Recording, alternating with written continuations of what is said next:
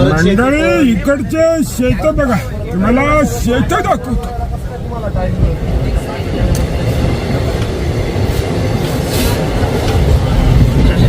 याला म्हणते शेत, नाही तर आपल्या हातात काय येत आहे? शेत. कळुळाचं पाणी कशाला खवळीलं आणि नागाच्या पिलाला तू काग ढवळीलं या गाण्यावर नाच करताना ही मंडळी बघा. एक संध्याकाळचा मस्त फोटो काढून घेतला. नदीच्या काठावर एक उभं होतं झाड, पाणी देऊन नदी ज्याची करत होती लाड. डेरेदार झाडावरचं एक इवलंसं पान, डेरेदार झाडावरचं एक इवलंसं पान. जीव ज्याने ठेवला होता नदीसाठी घाण, जीव ज्याने ठेवला होता नदीसाठी घाण. आणि पान नदीमध्ये त्याचं प्रतिबिंब पाहायचं, पान नदीमध्ये त्याचं प्रतिबिंब पाहायचं. नेम नव्हता नदीला, तिला होतं फक्त व्हायचं. आता एका काठावर पान कोमेजून पडलं आहे, नदीनेही स्वतःला जमिनीत गाडलं आहे. मरता मरता पान स्वतःशीच बोलून घेते, मरता मरता पान स्वतःशीच बोलून घेते. नदीपासून आपले अंतर फार बरे होते, नदीपासून आपले अंतर फार बरे होते. पार्थच्या कविता म्हणजे विषय खोल, या नदी इतका आणि समुद्र इतका. तर आता आपण आलोय आग्र्याला, पण ताजमहाल काही पाहायला मिळाला नाही. बघू पुढच्या वेळेस.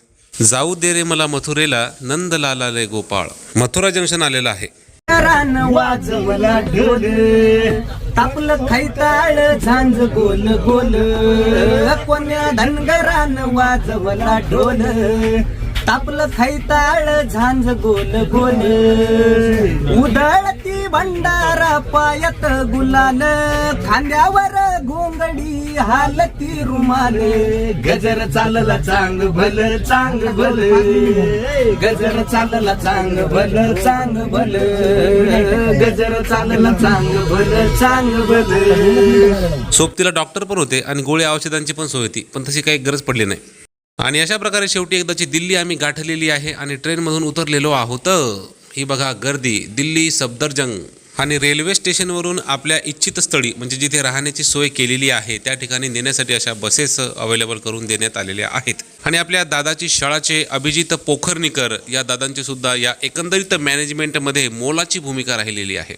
त्यांचे सुद्धा मनापासून धन्यवाद. तर दिल्लीच्या इंटरनॅशनल यूथ हॉस्टेल येथे आमची सोय केलेली आहे आणि राहण्याची. चला बघूयात राहण्याची सोय नेमकी कशी केलेली आहे. तर पण एकंदरीत मॅनेजमेंट बघता सगळं काही उत्तमच असणार आहे. तर असं कुणाला एकटं वाटू नये आणि त्यांनी आपापल्या लॉबी तयार करू नयेत म्हणून बऱ्याच जणांना एकाच रूममध्ये ठेवलेलं आहे, ज्याला आपण डॉर्मेटरी म्हणतो. एका अर्थाने हे बरं असतं, म्हणजे कसं सगळ्यांचा एकोपा वाढतो, मैत्री वाढते, ओळख वाढते आणि तोच तर उद्देश असतो अशा संमेलनांचा, नाही का.